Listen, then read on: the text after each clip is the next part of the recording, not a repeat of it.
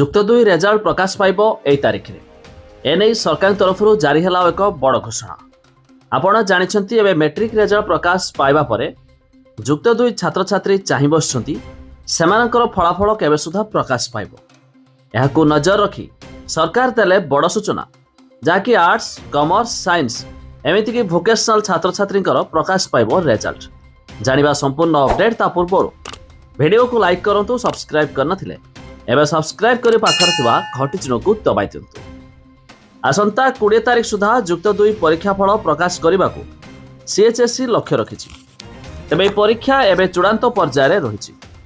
ଆସନ୍ତା 4 ରୁ 5 ଦିନ ମଧ୍ୟରେ ପରୀକ୍ଷା ଫଳ ପ୍ରକାଶ ପାଇବାର ସମ୍ଭାବନା ରହିଛି।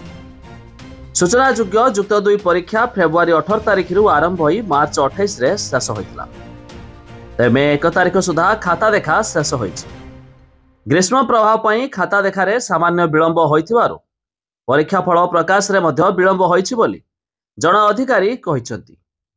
ସୂଚନାଯୋଗ୍ୟ ପୂର୍ବରୁ ମେ 15 ସୁଦ୍ଧା ପରୀକ୍ଷା ଫଳ ପ୍ରକାଶ କରିବାକୁ CHSE ଲକ୍ଷ୍ୟ ରଖିଥିଲା। ହେଲେ ଏବେ 20 ତାରିଖ ସୁଦ୍ଧା ଫଳ ପ୍ରକାଶ ବାହାରିବ ବୋଲି CHSE ସୂଚନା ଦେଇଛି। ଆଉ ଯଦି ଆପଣ ଭାବୁଥିବେ କେଉଁ ୱେବସାଇଟ୍ ଯୋଗେ ରେଜଲ୍ଟ ଦେଖିହେବ, ୱେବସାଇଟ୍ର ଲିଙ୍କ ଆମେ ଡେସ୍କ୍ରିପ୍ସନରେ ଦେଇଛୁ, ଆପଣମାନେ ଯାଇ ମଧ୍ୟ ଚେକ୍ କରିପାରିବେ।